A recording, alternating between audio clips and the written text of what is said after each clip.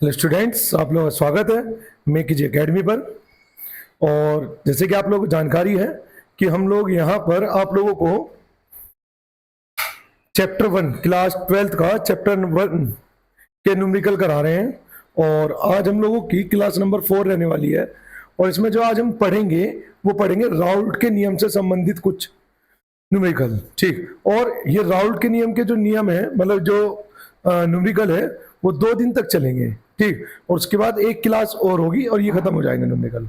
मतलब आज, कल और परसों, यानी कि आज सहित टोटल 3 क्लास के अंदर ये अपना फिनिश होने वाला है न्यूमेरिकल। ठीक, चलिए तो राउल्ट का नियम देख लेते हैं एक बार, है क्या, है ना। तो असल में राउल्ट का नियम ठोस और द्रव विलयनों के लिए भी है और द्रव विलयनों के लिए भी है। तो ठोस और द्रव के लिए क्या है देखते हैं, एक बार डेफिनेशन पढ़ते हैं। इस नियम के अनुसार वाष्प दाब का अपेक्षित अवनमन विलय के मोल प्रभाज के बराबर होता है। यानी कि ये कह रहा है इस नियम के अनुसार जो वाष्प दाब होगी, जैसे ही हम किसी द्रव के अंदर कोई ठोस मिलाएंगे तो उससे वाष्प दाब कम हो जाएगी। ठीक, मुझसे बच्चों का ये क्वेश्चन रहता है कि सर एक बार ही बता दो ठोस मिलाने से वाष्प दाब कम कैसे होती है। ठीक, बहुत से बच्चों का ये क्वेश्चन रहता है कि बता दीजिए कि वाष्प दाब किस तरीके से कम होती है। देखो मैं समझा रहा हूं एक बहुत अच्छे तरीके से। सर जी, मान लीजिए कोई एक बर्तन है, ठीक, और वाष्प दाब के लिए बर्तन कैसा होना चाहिए, बिल्कुल बंद होना चाहिए, है ना। वाष्प दाब के लिए बर्तन कैसा होना चाहिए, बंद होना चाहिए, बिल्कुल एकदम टाइट। ठीक, तभी वाष्प दाब बन पाएगी। ठीक, मान लीजिए इसके अंदर पहले से ही कोई द्रव भरा हुआ है ना। इसके अंदर पहले से ही क्या भरा हुआ है, कोई द्रव भरा हुआ है। ठीक, और उसकी जो वाष्प है ना वो छोटे छोटे कणों में यहां पर है। होगा क्या, जैसे ही हम इसमें एक ठोस बनाएंगे, ठोस डालेंगे, तो वो ठोस जो है ना इस तरीके से ऊपरी परत पर अपनी एक नई परत तैयार कर लेगा। हालांकि होगा वो बीच में भी, लेकिन क्या करेगा इस तरीके से बिल्कुल सतह पर एक लेयर बना लेगा। और जब ये लेयर बन जाएगी तो यहां से निकलने वाली जो वाष्प है उसका जो उसे बाहर निकलने के लिए जो स्पेस चाहिए वो स्पेस क्या हो जाएगा, कम हो जाएगा।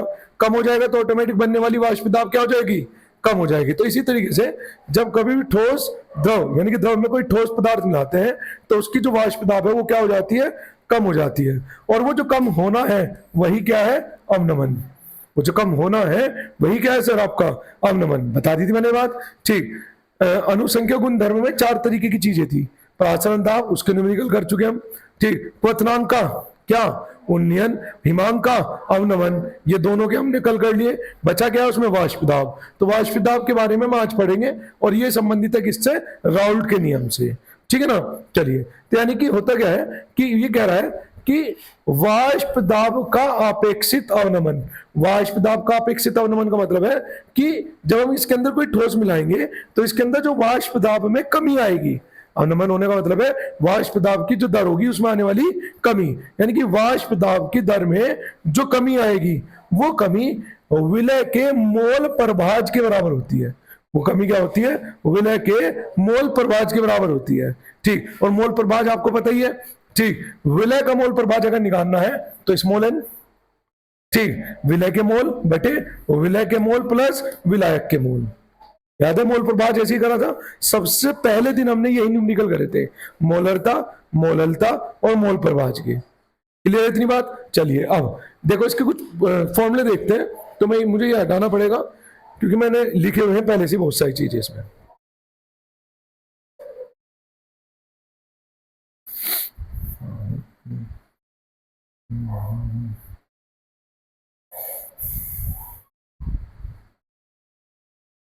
देखो जी, मैं कुछ चीजें लिख के लाया हूं ताकि आपको फॉर्मूले आसानी से समझ में आ जाए। देखो, अगर मैं बात करूं तो ये आपका क्या है, ये आपका वाष्प दाब का अवनमन है। क्या है, वाष्प दाब का अवनमन ये है। ये ही फॉर्मूला वाष्प दाब के अवनमन का है जिसमें पी नोट बोलते हैं। क्या बोलते हैं, पी नोट। तो जो पी नोट है वो विलयन का वाष्प दाब है, सॉरी विलायक का। ठीक, किसका वाष्प दाब है, विलायक का। विलायक बोले तो यानी कि जब मेरे पास शुरुआत में एक द्रव था उस द्रव में अभी तक मैंने कुछ नहीं मिलाया, पानी था अभी तक मैंने उसमें कुछ नहीं मिलाया, तो वो विलायक है। तो कह सकता हूं शुद्ध पदार्थ का वाष्प दाब, शुद्ध पदार्थ, कुछ मिलाया थोड़ी है। पीएस, ये एस यहाँ नहीं है, ये सफिक्स में है, नीचे है, ठीक। तो ये एस का है नीचे, वो गलती से टाइप हुआ है, ठीक। तो पीएस मतलब प्रेशर ऑफ सॉल्यूशन, सॉल्यूशन बोले तो विलियन, जैसे ही उसमें कोई चीज मिला देंगे तो वो क्या बन जाएगा, विलियन। तो विलियन का वाष्प दाब, ठीक। तो ये पूरा जो है ना, ये ऑलरेडी किस चीज का फॉर्मूला है, ये फॉर्मूला है वाष्प दाब का अपेक्षित अवनमन, ठीक। और ये बराबर होता है किसके, मोल प्रभाज के। अभी तो बताया विलय के मोल प्रभाज, ठीक है ना। ये बराबर किसके होता है, विलय के मोल प्रभाज के। इतनी बात समझ में आई। आगे देखते हैं आगे क्या है। आगे इसमें यही चीज लिख रखी है मैंने कि पी नोड का मतलब क्या होता है, विलायक का वाष्प दाब, ठीक। विलायक मतलब शुद्ध अवस्था में, जैसे पानी है, कल बता रहा था ना मैं विलायक के बारे में आप लोगों को, ठीक। पीएस विलियन का वाष्प दाब, एन क्या होगा, विलय के मोल, और कैपिटल एन हो गया विलायक के मोल। यहां तक कोई दिक्कत तो बताओ, आगे बात करते हैं। आगे अगर ये विलियन तनु विलियन हो, तनु विलियन किसे बोलते हैं, जिसमें पानी की मात्रा बहुत ज्यादा हो और विलय की मात्रा लगभग न के बराबर हो लेकिन बहुत कम हो, यानी कि स्मॉल एन, यानी कि उसके मोलों की संख्या क्या हो, बहुत कम हो, ठीक। तो उसके लिए कुछ नहीं है, सेम नियम है, ठीक। उसके लिए सेम नियम है। तनु विलियन के लिए एन का मान बहुत कम है, ये बताइए। जो तनु विलियन होते हैं उसके लिए जो एन का मान होता है वो कैसा होता है, बहुत ही कम होता है, ठीक। तो कुछ नहीं करना, वही फॉर्मूला है, देखो वाष्प दाब का अपेक्षित अवनमन बराबर बराबर बराबर क्या, बराबर मोल प्रभाज। लेकिन अगर मैं मोल प्रभाज की बात करूं तो ये मोल प्रभाज का वैसे तो फॉर्मूला एन प्लस के कैपिटल एन, लेकिन एन के साथ जब स्मॉल एन को मैं जोड़ूंगा तो ये बहुत छोटी वैल्यू है। कैसी वैल्यू है, बहुत छोटी, तो इस वैल्यू को हम नेग्लिजिबल मान लेते हैं, ठीक। तो इसका मतलब तनु विलियन के लिए हम formula N upon capital N लगाते हैं, एन प्लस एन नहीं लगाते नीचे, ऊपर तो आएगा एन स्मॉल एन लेकिन वो नीचे नहीं आएगा वो। क्लियर थी बात, आगे चलते हैं। तो जिस कारण से फॉर्मूला क्या बन जाता है, अच्छा एन का मतलब क्या है, विलय के मोल, और कैपिटल एन का मतलब क्या है, विलायक के मोल, और मोल का फॉर्मूला क्या होता है, डब्ल्यू अपॉन स्मॉल एम, यानी कि क्या हो गया, विलय का ग्राम में भार बटे अनुभार, है ना। तो इसके लिए अगर मैं लिखूंगा तो डब्ल्यू अपॉन एम लिखूंगा, ठीक है ना। ये स्मॉल डब्ल्यू है ना, ये क्या है small W, W upon M लिखूंगा, और विलायक के लिए कैपिटल एन के लिए भी क्या लिखूंगा, डब्ल्यू अपॉन एन। तो इसके जो डब्ल्यू अपॉन एन को है मैंने जानबूझ के क्या लिख दिया, capital W upon capital M, capital N के लिए।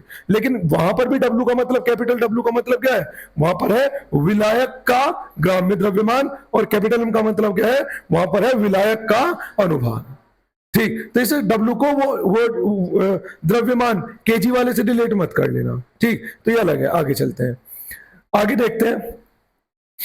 अगला आता है द्रव विलियनों के, मतलब अभी तक हम क्या पढ़ रहे थे, अभी तक हम पढ़ रहे थे कि सर मेरे पास पहले से एक ठोस था, क्या था, एक ठोस था, उसे जिसे मैंने द्रव्य मिलाया था, तो उसके लिए अलग फॉर्मूला था।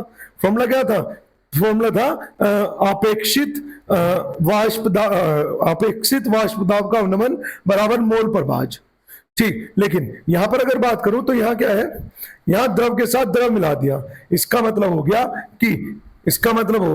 कि क्या, कि वहां पर दो नए वाष्प दाब तैयार होंगे। क्या तैयार होंगे, दो नए वाष्प दाब तैयार होंगे। मान लीजिए किसी एक का पी ए है, जैसे अगर आपको याद हो मैंने कभी ऐसा पढ़ाया था, पी टी बराबर पी ए प्लस पीबी, यानी कि एक द्रव का आंशिक दाब और दूसरे द्रव का आंशिक दाब, ठीक, का योग उस पूरे विलियन का वाष्प दाब कहलाता है, ठीक। तो यही चीज मैं दिखाने वाला हूं यहां पर, देखो पहले इसके बारे में पढ़ लेते हैं कि ये है क्या, है ना। ये देख लेते हैं ये है क्या, पढ़ो जी। यदि किसी विलियन में दो द्रव ए और बी उपस्थित है और इसके आंशिक वाष्प दाब क्रमशः पीए और पीबी है, ये मैं बता रहा था, ठीक। तो राउल्ट के नियम के अनुसार विलियन का कुल वाष्प दाब पीटी, ठीक। राउल्ट के नियम के अनुसार विलियम का कुल वाष्प दाब क्या कहा जाएगा, पीटी, और ये बराबर किसके होगा, तो ये बराबर होगा पीटी बराबर पीए प्लस के पीबी। अब ये पी और पीबी क्या है इधर देखते हैं।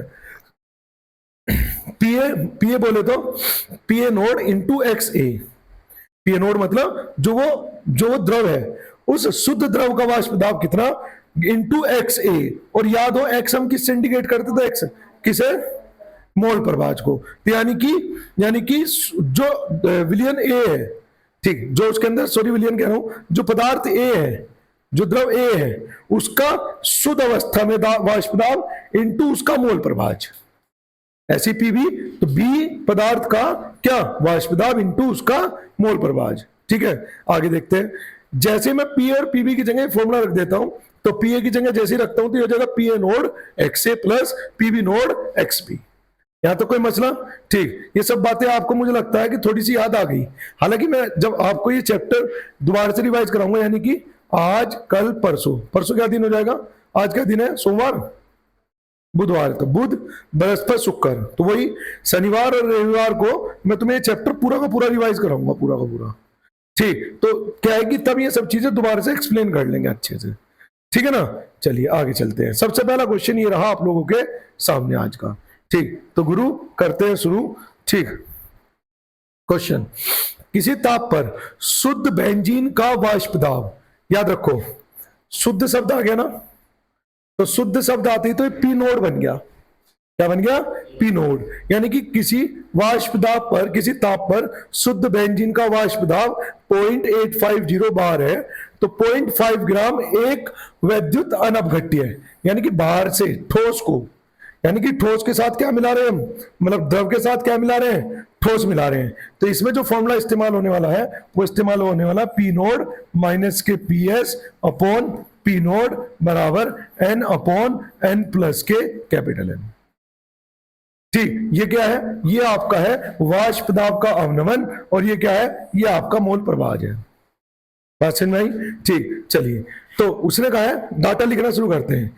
किसी ताप पर शुद्ध बेंजीन के वाष्प दाब, तो शुद्ध बेंजीन का वाष्प दाब यानी कि पी नोड कितना दे दिया, 0.850। ठीक है ना, 0.5 ग्राम एक अन्य वैद्युत अपघट्य है, यानी कि जो दूसरा पदार्थ है स्मॉल डब्ल्यू, वो दे दिया गया 0.5 ग्राम। ठीक, एक वैद्युत अनपघट्य ठोस को 39 ग्राम बेंजीन, तो बेंजीन यानी कैपिटल डब्ल्यू, अभी बताया था ना। ठीक, 39 ग्राम बेंजीन में घोला गया और प्राप्त विलयन का वाष्प दाब, यानी कि जो नया विलयन बना, जब उसके अंदर ये ठोस घोला तो जो नया विलयन बना यानी कि पी एस, उसका वाष्प दाब, प्रेशर ऑफ सॉल्यूशन। ठीक है ना, यानी कि विलयन का वाष्प दाब कितना हो जाता है, 0.845। ठीक हो गया, तो ठोस का मोलर द्रव्यमान, जो हमने ठोस मिलाया था उसका मोलर द्रव्यमान यानी कि स्मॉल एम ज्ञात कीजिए, जबकि बेंजीन का मोलर द्रव्यमान उसने दे दिया, तो मैं यहां पर इसे कैपिटल एम से इंडिकेट कर रहा हूं। हालांकि कैपिटल एम नहीं होता, लेकिन क्या है कि उसमें विलय और विलायक को बताने के लिए मैं कैपिटल एम और स्मॉल एम इन सब का इस्तेमाल करूंगा, जैसे कि मैंने अभी फॉर्मूले में आपको क्लियर भी किया शायद, है ना। तो ये कितना दे दिया, मोलर द्रव्यमान 78 ग्राम। फॉर्मूला अपने पास है, डाटा रखना शुरू करते हैं, त्राइमाम त्राइमाम कर देंगे सब कुछ। देखो जी, पी नोड कितना है, 0.850, पी एस कितना है, माइनस 0.845 अपॉन पी नोड कितना है 0.850 बराबर एन कितना है, एन मतलब विलय के मोल। ठीक, और विलय के मोल के लिए मैं क्या लिख दूं, तो विलय के मोल एन की वैल्यू निकालते हैं जी। एन बराबर है विलय की मात्रा यानी कि 0.5 ग्राम बटे एम मुझे बताना है इसका। ठीक, और ऐसी कैपिटल एन की बात करूं तो कैपिटल एन कितना है टोटल, 39 ग्राम बटे कितना है सर, 78। ठीक, कैलकुलेट करेंगे, ये इससे कट जाएगा मुझे लगता है 2 बार, है ना। तो कैपिटल एन कितना आ गया आपका, तो कैपिटल एन आ गया 0.5, कैपिटल एन कितना आ गया 0.5। डाटा रखना शुरू करते हैं, तो स्मॉल एन तो हो जाएगा आपका 0.5 अपॉन एम, है ना, और ये कितना हो जाएगा आपका अपॉन, ये हो जाएगा 0.5 upon M plus capital N 0.5। ऐसे तो कुछ होगा, कौन से वाला, एम नहीं, एन हटाएंगे नहीं ना, लेकिन हम ठीक, एन कब हटाएंगे? जब हमारे पास तनु विलयन हो। कैसा विलयन हो? तनु विलयन। तनु विलयन मतलब जिसकी मात्रा बहुत कम हो। जैसे फॉर एग्जांपल ये है जी तुम्हारा, मान लो ये 39 ही होता, लेकिन ये होता 0.0001। ठीक, मैंने बताया था ना तनु विलयन के लिए है, तो इसे हम स्किप नहीं करेंगे। ठीक, करते हैं कैलकुलेट। हाँ जी, देखो ये बहुत आसान है, भारी नहीं है। 0.5 से 0.5 कॉमन लेके ऊपर नीचे कट जाएगा, यहां 1 आ जाएगा। ठीक, इसे कैलकुलेट करते हैं। ये कितना बैठेगा आपका? ये 850 में से 845 घटाऊंगा तो ये जाएगा 0.05। देखना ये बैठेगा क्या? 850 में से 845 घटाऊंगा तो बैठेगा 0.005, है ना? 0.005 ये तो बैठेगा। देखो 10 में से 5 गए थे, कितना बचा? 5, 4 में से 4 गए, 8 में से 8 गया, बटे 0.850, पॉइंट के बाद पॉइंट खत्म। ठीक, और ये कितना बचा आपका? ये बच रहा है 1/m। ठीक, बुरा भाग कर ले क्या? बहुत मतलब क्रॉस मल्टीप्लाई कर लेते हैं इसकी, है ना? क्या कर लेते हैं सर? क्रॉस मल्टीप्लाई कर लेते हैं। काम करते हैं, अब यहां पर अपने पास स्पेस भी तो कम बच रहा है। हाँ जी, देखो इसे क्या लिख सकता हूं मैं? 0.005 अपॉन 0.850 बराबर 1/m अपॉन, यह आ जाएगा 1/m प्लस के 1। ऐसे लिख सकते हैं। ठीक, कैलकुलेट करेंगे जी। ये पॉइंट हट जाएगा, ये पॉइंट हट जाएगा, 5 से भाग करते हैं, कितनी बार चलेगा? 5 ही कम 5, बचा कितना है? 3, 5 से तो 35, 70। इसे इधर ले जाते हैं, इसे इधर, तो ये क्या आ जाएगा? 1/m प्लस 1 बराबर 170/m। ऐसे हो जाएगा। ये इधर आ जाएगा तो हो जाएगा 1 बराबर, ये हो जाएगा 170/m माइनस के 1/m, यानी कि 169/m बराबर 1। तो अगर मैं m की वैल्यू निकालूं तो m की वैल्यू क्या आ जाएगी भाई? ये इस साइड चला जाएगा ना, तो ये कितना आ जाएगा आपका? ये आ जाएगा 169। आंसर। नहीं समझे बात? ठीक भाई, कैलकुलेशन है। ठीक, हमने क्या किया? हमने पहले से काटा तो आगे 170 और इस वाले की मल्टीप्लाई कर दी यहां पर, जो कि 1 था, और इसकी इधर मल्टीप्लाई कर दी तो 170/m हो चुका, और ये हो गया 1/m प्लस 1। ये हो गया 1/m प्लस 1 बराबर 170/m। इसे इस साइड ले गए तो नीचे एलसीएम m था, सेम हो गया, तो कितना आ जाएगा? 169/m बराबर 1। तो m की वैल्यू जब कैलकुलेट करेंगे तो ये m आ जाएगा ऊपर, तो m की वैल्यू आ जाएगी 169। ठीक, करो जरा एक बार से। हाँ जी, अगले क्वेश्चन पर चले। हाँ जी, क्या अगले क्वेश्चन पर चले? चलिए, क्वेश्चन नंबर 2 ये रहा। शुद्ध बेंजीन का किसी ताप पर वाष्प दाब। ठीक, शुद्ध बेंजीन का यानी कि पी नोट दे दिया ना। ठीक, पी नोट दे दिया आपको उसने, कितना दे दिया पी नोट? तो वो दे दिया 640। ठीक है, एक अवाष्पशील ठोस जिसका भार यानी कि स्मॉल w कितना 2.75 ग्राम है को 39 ग्राम बेंजीन में को 39 ग्राम मतलब यानी कि कैपिटल W कितना 39 ग्राम बेंजीन में मिलाया गया। विलयन का वाष्प दाब यानी कि PS 600 हो गया। ठीक, ठोस पदार्थ का अनुभार ज्ञात कीजिए। ठोस पदार्थ का अनुभार बोले तो क्या पूछा वो? m। पिछले में क्या पूछा था उसने अपने से? मोलर द्रव्यमान की बात है। ठीक, हाँ जी, करते हैं कैलकुलेट। करो जरा पिछले क्वेश्चन जैसे ही एक बार करो। देखो ये आ जाएगा आपका पी नोड माइनस के PS अपॉन पी नोड बराबर, ऊपर आएगा अलग नोड है ना, n माइनस के n प्लस के कैपिटल N। ठीक, अपने से क्या पूछा उसने? उसने पूछा है, क्या पूछा है? उसे पूछा है स्मॉल m। अच्छा एक काम कर सकते हैं, देखो हालांकि मैंने अभी देखा है। ठीक, तो उसमें क्या था, मतलब हमने तो पूरा सॉल्व कर ही दिया, एग्जैक्ट जो करेक्ट आंसर था, ठीक। लेकिन कुछ मतलब कुछ जगह इसका सॉल्यूशन में ये जो एन है वो स्किप कर रखा है, मतलब इसे तनु विलियन की तरह मान रखा है। किसकी तरह मान रखा है? तनु विलियन की तरह। तो तनु विलियन मानने से, लेकिन ऐसा कब किया है?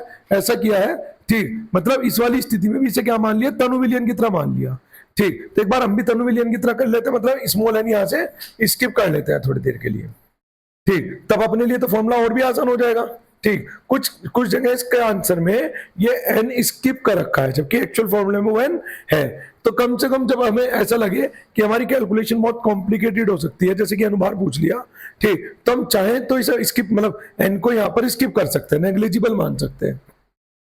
हालांकि इसका प्रभाव पड़ेगा, मैं फिर से कह रहा हूं, उसका प्रभाव पड़ेगा, ठीक, उसका प्रभाव क्या होगा? पड़ेगा जरूर, ठीक। चलिए एन की वैल्यू निकालते हैं, क्या आएगा एन की वैल्यू, मतलब पी नोड।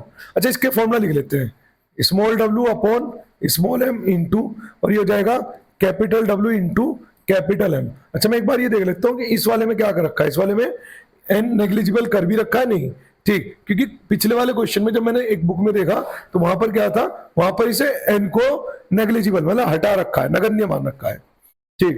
ये क्वेश्चन नंबर क्या है सर आपका? Question number 2। हाँ, ये इसने राउल का नियम लगाते वक्त है ना, सभी क्वेश्चनों में क्या कर रखा है? एन को स्किप कर रखा था। आप लोग भी ऐसी आदत डाल लो कि हम भी एन को स्किप ही कर लेंगे बस, ठीक है ना, हम भी एन को क्या कर लेंगे? स्किप ही कर लेंगे, ठीक। हालांकि इस बात का ध्यान रखना, हालांकि करेक्ट आंसर मतलब पेपर में तो वो सही होगा, ठीक, लेकिन बिल्कुल एग्जैक्ट आंसर जो आएगा वो स्मॉल एन से ही आएगा, ठीक। चलिए, मतलब वो भी गलत नहीं है, जब बुक में दे रखे हैं वो सॉल्यूशन, ठीक, एनसीईआरटी जैसी बुक में ही ये सॉल्यूशन देख रखे हैं, तो इसका मतलब ये हो गया कि ये फॉर्म ये मतलब ये वाला तरीका एक्सेप्टेबल है ना, एग्जामिनर के द्वारा एक्सेप्टेबल है, ठीक। चलिए, पी नोट बोले तो 640 माइनस पीएस बोले तो 600, पी नोट बोले तो कितना? 640 बराबर स्मॉल डब्ल्यू 2.75 अपॉन इसके एम पूछ लिया ठोस का, ठीक। डब्ल्यू दे रखा है कैपिटल डब्ल्यू 39, और इसकी मोलरता कितनी दी हुई है? दी हुई है क्या था? बेंजीन। तो बेंजीन की तो निकाल लेंगे हम, C6H6 कितनी हो जाएगी? 12 छिका 72 प्लस 6 गुना 1, बिल्कुल, तो ये हो जाएगा 78। जरा मुझे कैलकुलेट करके बताओ। अच्छा, हाँ बस ठीक है, करो जरा कैलकुलेट करके बताओ जरा फटाफट क्या आ रहा है आंसर। उधर तो अपना क्या हो जाएगा? 40 बटे 640। ये मक्खी भी परेशान कर रही भाई। हाँ, 40 बटे 640 बराबर कितना आ जाएगा? अच्छा, मैं इसे 25 से काट सकता हूँ, 25 का 100, इसे 25 से काट दूंगा, 25 ही कम 25, 25 ही कम 25, ये कट जाएगा इससे 2 बार, है ना। तो ये आ जाएगा आपका 11 गुना 2 गुना एम गुना 4, ये कट जाएगा इससे 2 बार, ये 0 से 0 कट जाएगा, ये कट जाएगा 16, और ये कट जाएगा अभी भी 8। तो एम की वैल्यू क्या आ जाएगी आपकी? 88। तो आप क्या कर लेना, आप ये कर लेना, एक बार आंसर चेक कर लेते हैं, हाँ ठीक, मतलब एनसीईआरटी वाली बुक में भी इसका आंसर 80 दे रखा है। तो इसका मतलब है राउल्ट का अगर कभी नियम लिखने के लिए आ जाए तो आप एन को लेके चलेंगे, लेकिन जब डेरिवेशन करेंगे तो एन को चाहे तो आप स्किप कर सकते हैं तनु विलियन मानकर, ठीक है ना। और क्योंकि ये काम किस में हो रखा है? एनसीईआरटी में हो रखा है, तो इसका मतलब ये एक्सेप्टेबल है, ठीक, ये हो सकता है, हालांकि ये तनु विलियन के लिए है, ठीक है ना। चलिए करो एक बार से, यहां तक कोई कंफ्यूजन हो तो बताओ, किसी को कोई कंफ्यूजन बताओ। अच्छा, कुछ नहीं समझ, या तूने पढ़ा नहीं होगा ना अभी तक? बहुत अच्छे, कोई बात नहीं। ये असल में क्या है ना, चलो अभी जाने तो, जब समझ ही नहीं आया, ठीक है ना। बात है ना कि तुमने इस चैप्टर की थ्योरी भी नहीं पढ़ी है ना, तुम चैप्टर नंबर 2 से आए थे शायद, 2 भी खत्म हो गया था, बड़े कष्ट के दिन में गुजर रहे तुम्हारे था। कोई बात नहीं, करा देंगे, टेंशन ना लो। हाँ जी, अरे अरे अरे, अरे भाई, हो भाई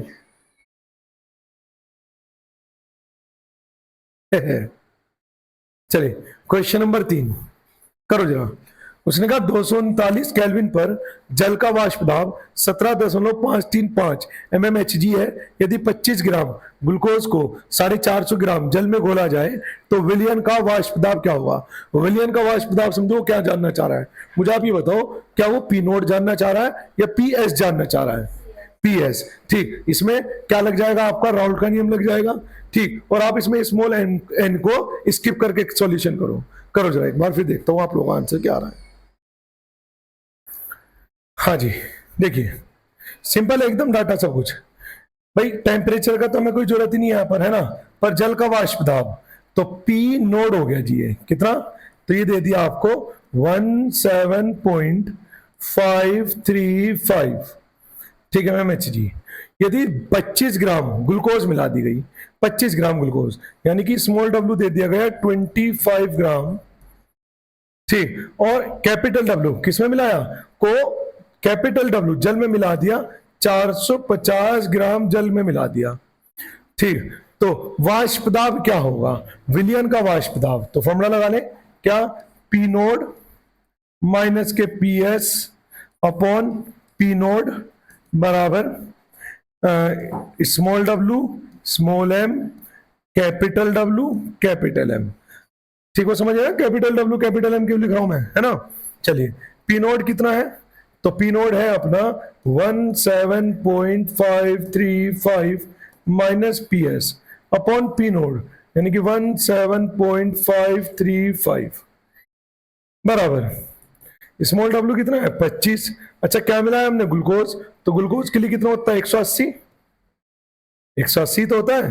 कैपिटल W कितना है इसका 450 गुना, क्या बताना है इसका, क्या था ये जल था, तो जल के लिए 18 लिख दूं क्या भाई, यहां पर क्या आता है, यहां पर विलायक आता है ना, तो विलायक के लिए क्या लिख दूं 18 लिख दूं, है ना। चलिए करते हैं कैलकुलेट, 18 से कट जाएगा ये 10 बार, और ये 25 0 0 निकाल के 100 कर दूं, 25 चौका 100 हो जाएगा। ठीक, और क्या क्या कर सकता है, बस क्रॉस मल्टीप्लाई करने की कोशिश करते हैं। ठीक, ये हो जाएगा 45 चौका 180, इसे तो मैं 180 लिख रहा हूं, है ना, इसे क्या लिख रहा हूं 180, तो ये क्या बन गया आपका, ये बन जाएगा 180 गुना 17.535 माइनस के PS बराबर, ये हो जाएगा 17.535। ठीक, पॉइंट हटाऊंगा तो 3 0 ही रही। ठीक, इसे जरा मुझे कैलकुलेट करके बताओ कितना आ रहा है फटाफट, 5 से कट जाएगा पहले, है ना, तो कैलकुलेट करके बताओ फटाफट करो। हाँ जी, देखो अगर हम इसे देखें तो कैसे कटेगा, सबसे पहले 3 से कटेगा, तो 3 से कट जाएगा 60, 3 से काटते हैं, 3 पंजे 15, 2 बचा, यानी कि 25, 3 अठे 24, 3 चौक 12, 3 पंजे 15। ठीक, 5 से काट लेते हैं अभी, तो 5 से कट जाएगा 12, और 5 से कट जाएगा कितनी बार, तो 5 से कट जाएगा ये आपका 5 ही कम 5, नीचे लिख रहा हूं 5 ही कम 5, 5 ही कम 5, बचा कितना है 3, यानी कि 30, 5 छंग 30, 5 निम 45। सही चल रहा है अभी तक। और ये और किससे कट जाएगा, 2 से 4 से नहीं कटेगा, तो फाइनली कितना आ गया आपका, ये आ गया 17.535 माइनस के PS बराबर, ये आ जाएगा 1169 अपॉन कितना बनेगा, ये बनेगा 12/1000। 12 से भाग करते हैं, 12 निम्मा 108, है ना, 12 से भाग कर रहे हैं, तो एक कितना आ जाएगा 12 निम्मा 108, बचा कितना अपने पास 108 के पास 8 बचा, 12 सत्ते 84, कितना बचा 40, तो 36 12 तिया 36, 12 तिया 36, ऐसा कुछ आ जाएगा ये।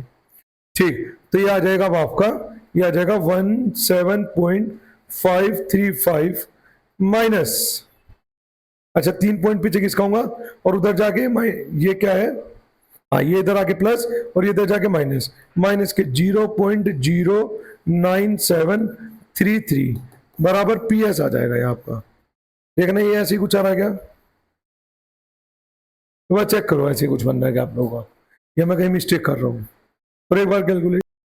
हाँ जी, देखो जरा क्या आ रहा है, घटा के देख लेते हैं एक बार, है ना, घटाते हैं इसे, तो आ जाएगा 17.535 0.09733 ये कितना आ जाएगा 7, ये कितना आ जाएगा 9 हो गया ना 6, ये कितना हो जाएगा 14 में से बचा 7, ये कितना हो जाएगा 12 में से 9 गए तो कितना बचा 3 और ये हो जाएगा 4, तो ये आ जाएगा 17.437, बस इतना ही दे रखा है, 6-7 तो हमने एक्स्ट्रा निकाल दिया।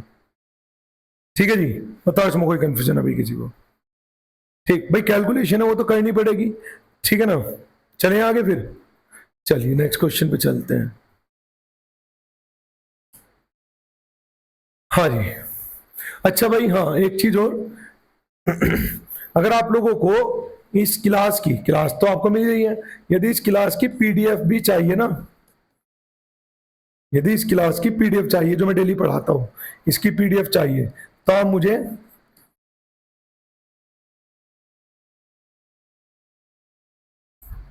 इस नंबर पर, जो मतलब अपनी कोचिंग के हैं उन्हें तो मैं भेजता ही हूँ, ठीक, बाकी जो बाहर के हैं जो अलग से भी देख रहे हैं, ठीक, वो इस नंबर पर मुझे व्हाट्सअप करके कह सकते हैं कि जी क्लास 12th की जो केमिस्ट्री के में क्वेश्चन चल रहे हैं उनकी पीडीएफ चाहिए, तो मैं आपको शेयर कर दूंगा वो, है ना। चलिए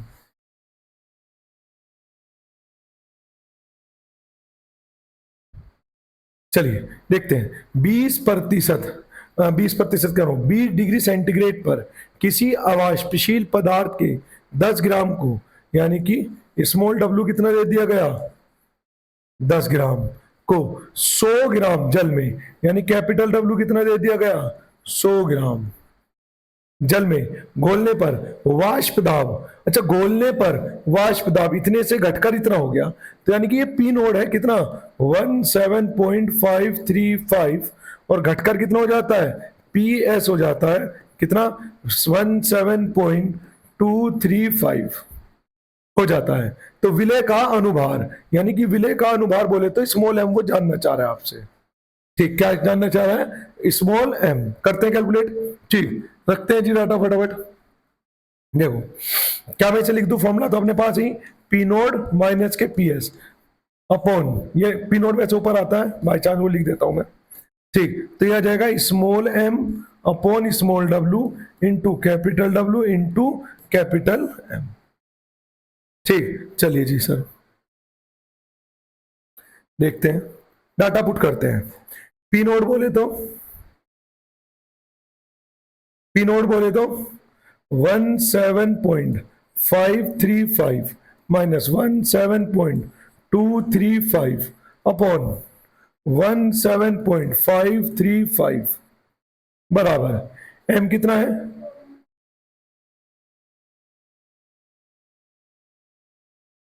ओ भूल चूक लेनी देनी, ओ बवंडर मिस्टेक हो गई, तो ये आ जाएगा W अपॉन एम और capital W upon capital M, ठीक है। तो चलिए बराबर डाटा रखते हैं, स्मॉल w मतलब जो बाहर से पदार्थ मिलाया 10 ग्राम, क्या मिलाया बाहर से, जल में अवाष्पशील, उसी का ये अनुभार पूछ लिया, एम पूछ लिया, काहे मिलाया जल में, वजन कितना दिया है 100 ग्राम, गुना इसका अनुभार कितना होता है 18, ठीक, इसे कैलकुलेट कर लेना। अब ये कैलकुलेशन आपको करके देखनी पड़ेगी खुद से, ठीक है ना। 3 क्वेश्चन की मैंने कराई, एक की तुम करके देखो, सिमिलर कैलकुलेशन है जैसे कि अभी पिछले की है। मैं कितना, अच्छा इसका आंसर बता देता हूं आप लोगों को, इसका आंसर आ रहा है, मैं आंसर लिख देता हूं, इसका आंसर आ रहा है आपका 105.21, यही आ रहा है, बहुत बढ़िया। चलिए सर नेक्स्ट क्वेश्चन पर चले, ये रहा अगला क्वेश्चन, शुद्ध बेंजीन का 25 डिग्री सेंटीग्रेड पर वाष्प दाब 639.57 mmg है, mmHg है, ठीक, शुद्ध बेंजीन का, तो इसका मतलब ये पी नोड हो गया ना सर, शुद्ध होती तो पी नोड हो गया, कितना दिया है 639.7, ठीक, एक विलय के बेंजीन में विलयन का वाष्प दाब उसी ताप पर, यानी कि पीएस, विलयन का वाष्प दाब पीएस दे दिया 631.9 mmHg, विलयन की मोललता ज्ञात कीजिए। अब ये है बेहतरीन क्वेश्चन, अब क्वेश्चन यह है मोललता कैसे निकालेंगे, क्वेश्चन क्या है सर, मोललता कैसे निकालेंगे, ठीक, हमारे पास तो फॉर्मूला क्या है, पी नोड माइनस के पी बटे मतलब पी एस, पी नोड बराबर ये हो जाएगा क्या, W upon M into W into M। अब यहां मोललता कैसे निकाले, तो आप थोड़ा सा दिमाग पे जोर डालो। मोललता का फॉर्मूला क्या है, ये बढ़िया क्वेश्चन है, वेरी वेरी इंपॉर्टेंट क्वेश्चन। ठीक, अब इससे मोललता कैसे निकालेंगे, तो थोड़ा सा दिमाग पर जोर डालना, मैं सीधा फंडा बता रहा हूं आपको। मोललता का फॉर्मूला है स्मॉल w m इंटू विलायक का द्रव्यमान, और अगर ये ऑलरेडी ग्राम में है तो 1000 से गुना करनी पड़ती है केजी बनाने के लिए। केजी बनाने के लिए क्या करना पड़ता है, 1000 से गुना करनी पड़ती है। ठीक, अगर मैं यहां पर 1000 से गुना कर दूं, क्यों, क्योंकि हमारा जो W है वो ऑलरेडी ग्राम में है, तो 1000 से इधर गुना करूंगा तो 1000 से इधर भी गुना करनी पड़ेगी, बोलो हाँ। और केवल इतने पार्ट को देखो आप, कितने पार्ट को, जैसे मैं निशान में ले रहा हूं, देखना क्या ये मोललता का फॉर्मूला नहीं बन जाएगा इतना। ठीक, तो क्या मैं कह सकता हूं कि 1000 गुना पी नोड माइनस के P S upon P nought. अच्छा, पी नोड वैसे ऊपर होता है, वो बाय मिस्टेक मैं नीचे लिख पा रहा हूं, ठीक, लेकिन आप ऊपर ही लिखना है ना, मैं फिर ठीक करूंगा, वो टाइम वेस्ट होगा। मोललता गुना एम कह दूं क्या, बताओ ऐसे कह सकता हूं क्या, क्या 1000 तो उसी फॉर्मूले में आ जाएगा ना, क्योंकि जो ये W है वो ग्राम में केजी बनाने के लिए करा है, तो 1000 इधर होना चाहिए था, तो 1000 उधर भी होना चाहिए था। ठीक, तो करते हैं सॉल्व। अच्छा, यही कहीं घटा लेते हैं, देखो इसे ही कहीं घटाते हैं, 7 में से 17 में से 9 गए तो कितना बचा 8, ये कितना हो चुका 8 में से 1 गए तो कितना बचा 7, और बस 7.8 बचा, तो ये हो जाएगा 1000 गुना 7.8 upon P nought, P nought मतलब 639.7 बराबर, मोललता तो बतानी है भाई साहब। ठीक, हमें चाहिए क्या, हमें चाहिए विलायक का, विलायक के मोल, वो 78 दे रखे, तो एम की जगह तो ये लिखूंगा मैं, क्या समझे, और कुछ समझे भी नहीं समझे, ये कर जाएगा इससे 78 से 78, तो मोललता आ जाएगी आपके पास कितनी, ये आ जाएगी आपकी मोललता आ जाएगी कितनी, 1000 बटे 6397। मुझे कैलकुलेट करके बताओ जरा, मैं तो डायरेक्ट आंसर लिखूंगा, देखो ठीक, मैं इसकी डायरेक्ट आंसर देख के बता रहा हूं क्या रहा है, क्या आना चाहिए 0.156। मैं डिवाइड तक तो आपको आना ही पड़ेगा ना, उससे आगे ही तो कह रहा हूं मैं आपसे करने के लिए, यही आपका आंसर है। बताओ इतनी बात समझ में आई है नहीं आई, इतनी बात समझ में आई है या नहीं आई है। ठीक, नेक्स्ट क्वेश्चन पर चले, समझ गए ना, अगर इसमें कभी मोललता पूछ ले तो घबराने की जरूरत नहीं है, हालांकि तू घबरा सके क्योंकि तेरी थ्योरी नहीं हुई, ठीक, लेकिन कोई बात नहीं है ना, करा देंगे थ्योरी, इतनी बड़ी बात नहीं है। यहां तो कोई मसला हो तो बताओ किसी को। चलिए नेक्स्ट क्वेश्चन देख लेते हैं। ग्लूकोज के जलीय विलयन का 373 केल्विन पर वाष्प दाब, है ना, ग्लूकोज के जलीय विलयन का वाष्प दाब दे दिया, ठीक, और विलयन की मोललता और विलय के मोल पर भाज ज्ञात कीजिए, बस इतना सही। ग्लूकोज के जलीय विलयन का, ग्लूकोज के जलीय विलयन का, इस पर वाष्प दाब, विलयन का वाष्प दाब दे दिया, मतलब पीएस कितना 750 mm, ठीक, विलयन की मोललता, मोललता के लिए तो वही फॉर्मूला लगा लेंगे हम, क्या लगा लेंगे, पीएस माइनस के P nought upon P nought into 1000 बराबर मोललता गुना कितना, कैपिटल एम। ठीक, अब हमने ग्लूकोज मिलाया, तो ग्लूकोज के लिए कैपिटल एम तो 180 होता है ना, मोललता बतानी है, ठीक, और पी ओफो,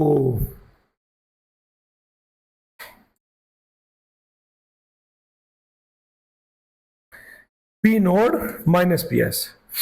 ठीक, पी एस उसने दे दिया, हमें क्या चाहिए, हमें चाहिए, हमें चाहिए क्या, पी नोड। अब 373 पर है तो स्टैंडर्ड टेम्परेचर है। ठीक, तो इस पे पी नोड कितना होता है देखना पड़ेगा। पी नोड जल के लिए कितना होता है, ये स्टैंडर्ड मान है, ये याद करने वाला पोर्शन रहा होगा। ठीक, तो मैं बता देता हूं, देख के पी नोड कितना लेना है इसमें। ठीक, 760 याद रखना। ठीक, याद कर लो, जलीय विलयन के लिए 373। ठीक, 373 पर कितना लेंगे आप, 760 याद कर लेना, 760। ठीक, अब रखते हैं जी, क्या ऊपर यहां मैं 10 छोड़ दूं बटे, अच्छा ध्यान रखना 373 स्टैंडर्ड है। ठीक, 373 क्या है, स्टैंडर्ड है एकदम। याद करना पी नोड की परिभाषा 373 1 मोल पे थी। ठीक, तो 10 और पी नोड कितना है आपका 760 जल के लिए, मोललता बतानी है, गुना 180, एक जीरो से एक जीरो कट जाएगी, और हम कह सकते हैं कि मोललता कितनी हो जाएगी, तो मोलल, अच्छा 1000 से गुना भी तो कर रखी थी, उसे क्यों भूल रहे हैं हम।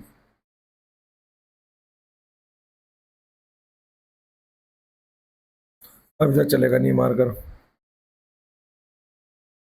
यहां लिख देता हूं मैं, गुना 1000 है ना, एक जीरो से एक जीरो ये कट जाएगी।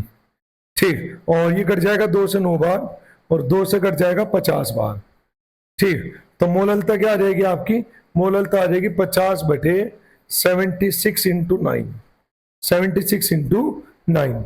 मैं देख के बता देता हूं कितना आ जाएगा, तो ये आ जाएगा, ये आ जाएगा आपका 0.73। इसे कैलकुलेट करना। दूसरा विलय के मोल पर भाज पूछ लिए, मोल पर भाज कैसे निकालेंगे सर, बता सकता है कोई, मोल पर भाज। मुझे बताओ इसमें मोल पर भाज कैसे निकालेंगे, तो बहुत तगड़ी बात होगी सोचने की। विलय के मोल पर भाज बता सकता है कोई, याद करो जब क्लास स्टार्ट की थी मैंने क्या लिखा था, मैंने लिखा था मैंने लिखा था कि पी नोड माइनस के P S upon P nought बराबर विलय के मोल पर भाज, विलय का मोल पर भाज, याद है कुछ ऐसा। ठीक, तो यही तो मोल पर भाज को बता देगा। आपको क्या करना है, आपको निकालना है पी नोड, कितना है पी नोड, पी नोड है आपका 760 माइनस के 750 बटे 760, तो 10 बटे 760। ठीक, जीरो से जीरो कट जाएगा। ठीक, और एक्स विलय कितना आ जाएगा, मैं लिख देता हूं, कैलकुलेशन कर लेना, देखो है ना, ये आ जाएगा आपका 0.0131 है ना, 0.0131 मुजफ्फरनगर का कोड है ना, पोस्टल कोड 0.0131। कैलकुलेशन कर लेना एक बार आप लोग, है ना, इतना तो कर ही लेंगे। ठीक, करो जरा, एक और देख लेते हैं, इसकी पीडीएफ मैं आप लोगों को शेयर कर दूंगा, बाकी नहीं तो वीडियो में तो पढ़ा ही है ना, वीडियो को पॉज करके स्क्रीनशॉट भी ले सकते हैं आप। हाँ जी, ये क्वेश्चन करो, एक शुद्ध द्रव का 25 डिग्री सेंटीग्रेड पर वाष्प दाब, ठीक, एक शुद्ध द्रव है उसका वाष्प दाब दे दिया पी नोड कितना 100 है जी, और 2 मिनट में छोटा, ये क्वेश्चन एक लाइन का है, बस ये खत्म हो जाएगा आज, है ना, मतलब ये हो जाएगा भी, कल की क्लास में फिर हमें और भी तो क्वेश्चन करने ना, कल को थोड़े कॉम्प्लिकेटेड से क्वेश्चन रहेंगे। ठीक, कल को वे भी रहेंगे वे अपठित क्वेश्चन जो होते हैं, ठीक, इन क्वेश्चन बोलते हैं जिन्हें। हाँ, वाष्प दाब के अपेक्षित अवनमन ज्ञात कीजिए, आप वाष्प दाब का अपेक्षित अवनमन, यानी कि मुझे बताना है पी नोड माइनस के P S upon P nought, अपेक्षित अवनमन यही तो होता है। ठीक, ज्ञात कीजिए यदि विलयन में विलायक का मोल प्रभाज, यानी कि वो कह रहा है एक्स विलायक, एक्स विलायक कितना 0.8, एक्स विलायक कितना है 0.8। अच्छा एक चीज बताओ, अगर मैं एक्स विलायक निकालना चाहूं, ठीक, तो 1 माइनस कर दो बस सीधा। ठीक, कितना आ जाएगा 0.2, और ये क्या है, ये है एक्स, मतलब ये है विलय का मोल प्रभाज, और इसके बराबर क्या आता है हमें ये बताना है, और इसके बराबर क्या आता है विलय का मोल प्रभाज। तो यही तो आंसर आ गया पॉइंट 2। नहीं समझे बात को? ठीक, यही तो आंसर बन जाएगा आपका, ठीक है ना। चलिए, तो आज क्लास को यहीं पे एंड करते हैं, है ना। दूसरे बैच की टाइमिंग हो चुकी है, तो इस क्लास को कंटिन्यू करेंगे कल को, ठीक। इसी से आगे क्वेश्चन नंबर 8 से आगे चलने वाले हैं। हालांकि मैंने काफी सारे क्वेश्चन आगे ऐड किए हुए हैं इसमें, क्वेश्चन नंबर 8, फिर पाठ्यनीत पर्सन, है ना, ये सब सारे पाठ्यनीत, फिर वापस क्वेश्चन, फिर धन्यवाद हो जाएगा कल को, ठीक। तो हमारा कल को टारगेट है कितने क्वेश्चन करना, यहां से स्टार्ट करेंगे 1 2, यहां से 1 2 3 4 5 6 7 8 9, 8 क्वेश्चन करने हैं कल को हमें, ठीक है ना। चलिए, तो बस आज क्लास को यहीं पे विराम देते हैं। जो लोग वीडियो देख रहे हैं वो अगर वीडियो में यहाँ तक पहुंचे हैं तो वीडियो को लाइक जरूर कर देना और शेयर जरूर कर देना। धन्यवाद।